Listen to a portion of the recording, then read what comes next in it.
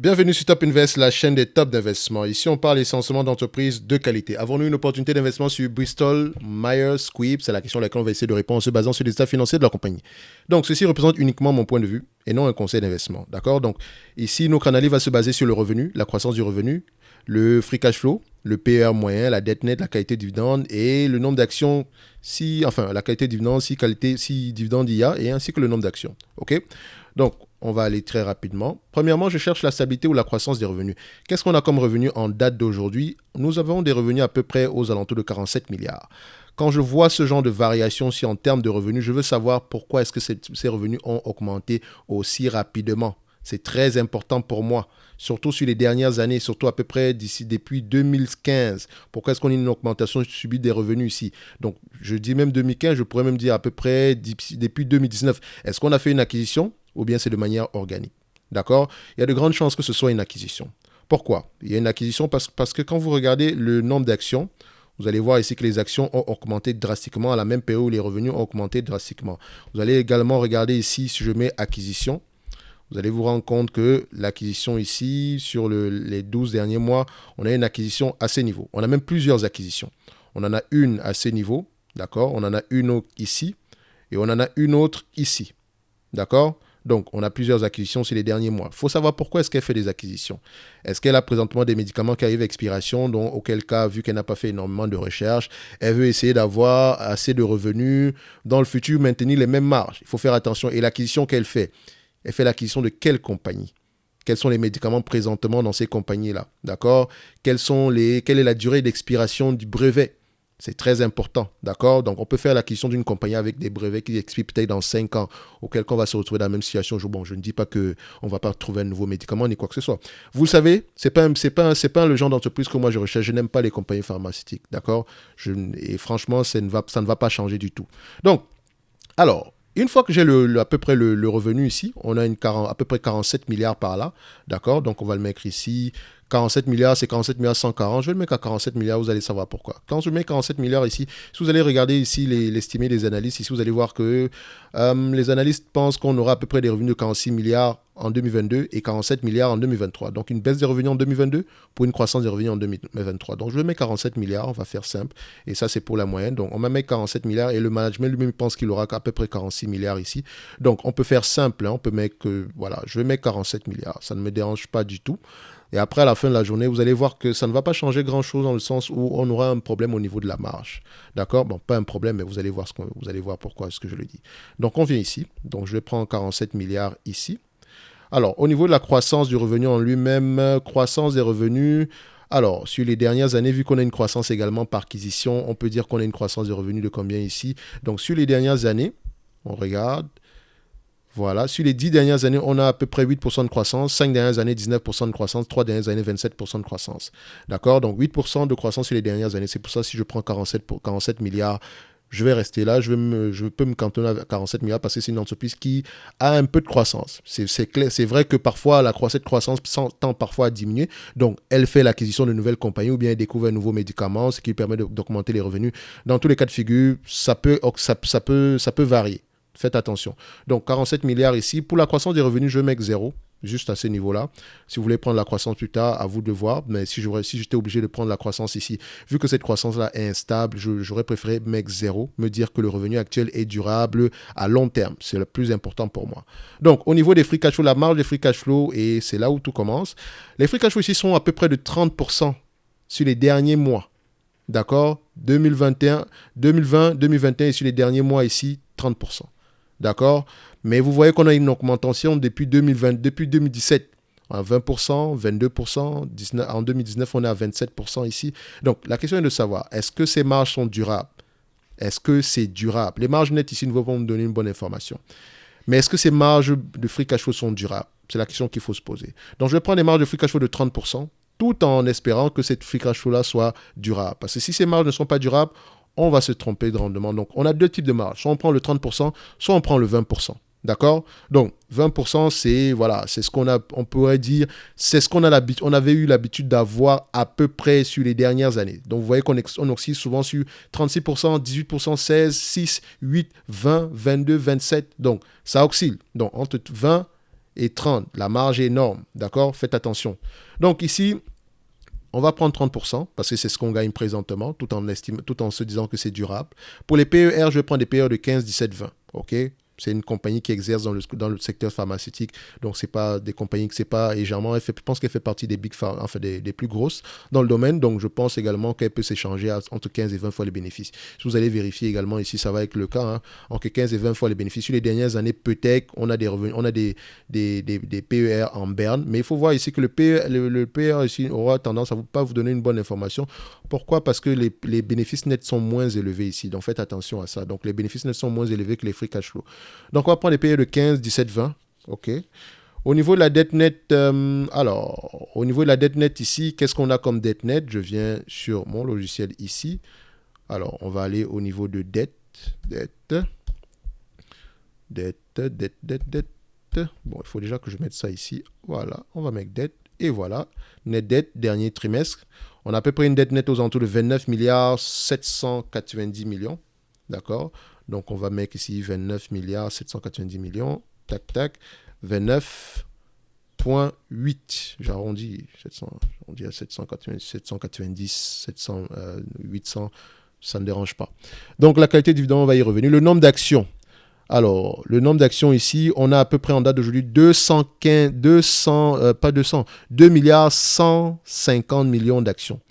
D'accord? 2,15 milliards d'actions. D'accord? On met ça ici. On va le mettre ajouter 2,15 billions d'actions. OK. On a toutes les informations nécessaires. 30% de 47 milliards, ça donne combien? 30% de 47 milliards, ça donne 14 milliards 100. Ah non, on va juste vérifier ça ici. 47 multiplié par 0,3, ça donne ici, ah non, attention, 47 multiplié par 0,3, ça donne ici 140. Donc, 14 milliards 100 millions, d'accord?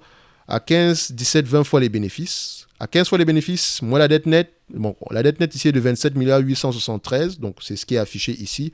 Alors, ici, on avait calculé combien?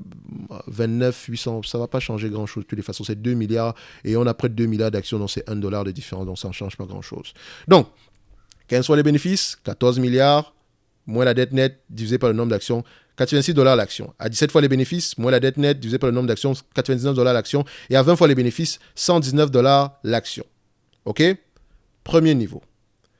Donc, si on a des marges de 30% qui sont durables avec un revenu de 47 milliards, on peut s'attendre à peu près à avoir une valorisation entre 86 dollars et 119 dollars l'action. Où est-ce que je vais me situer? C'est une entreprise ici qui peut s'échanger littéralement à 20 fois les bénéfices. D'accord? Donc, je vais prendre 119 dollars l'action comme valorisation. Ça, c'est mon avis. OK? Donc, 119 dollars l'action, c'est ce que je préfère. OK? Maintenant, admettons qu'on s'est trompé sur la marge. D'accord? Parce que ça peut arriver. Il faut prendre ça en considération. Si on se trompe sur la marge, ça veut dire que au lieu de prendre 4 milliards 700, au lieu de prendre 30% de 4 milliards 7, de 47 milliards, on prend plutôt 20% de 47 milliards. Ça nous donne à peu près 9 milliards 400. On va se dire 10 milliards. On va arrondir à 10 milliards. On va prendre 10 milliards ici. 10 milliards fois 20 fois les bénéfices, moins la dette nette divisée par le nombre d'actions, on est à 80 dollars l'action. Donc même si je me trompe sur la marge, je sais au moins qu'à la fin de la journée, si la marge reste entre 30 et 20%, moi ici aujourd'hui, je ne perds pas d'argent. La valorisation reste la même. Surtout si le revenu reste au-dessus de 47 milliards. D'accord? Donc, je me protège déjà. Donc, ici, si vous entendez que les marges de Bristol ont baissé, par exemple, disons, ils sont quittés de 30% à 25%, vous savez dans votre tête que, attention, moi, quand je l'ai acheté, j'avais même déjà inclus une marge de 20%. Donc, et 20%, le prix auquel je l'ai acheté, on était déjà un prix correctement évalué. Et si on a des marges supérieures à 20%, c'est une aubaine. D'accord? Donc, ici, on va regarder les marges de 30% ici et se dire que c'est durable. OK? Donc, faites attention aux compagnies, à ce genre d'entreprise. Pourquoi? Parce qu'elles ont des brevets.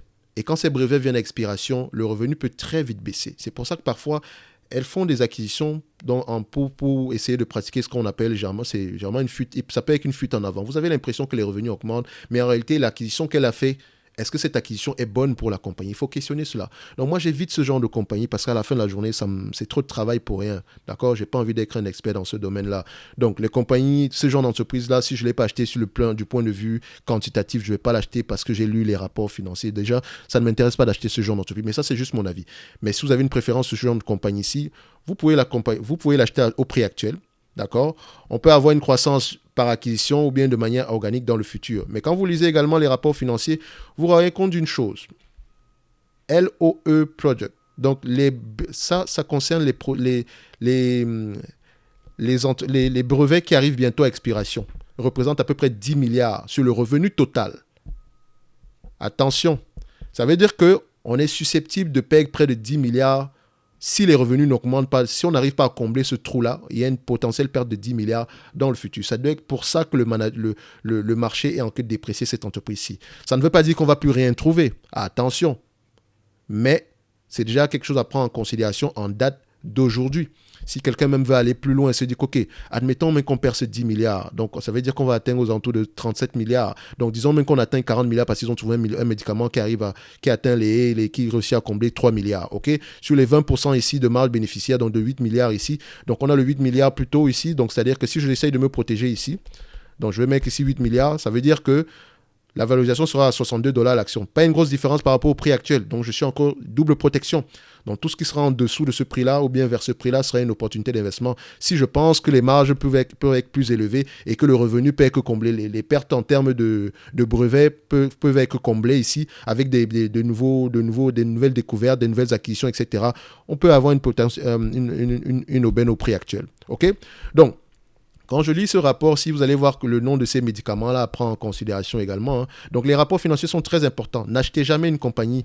Si vous voulez investir sur le long terme, achetez une compagnie uniquement parce que vous avez lu les rapports financiers. Si vous ne lisez pas les rapports financiers, allez acheter un ETF. Ce n'est pas un problème.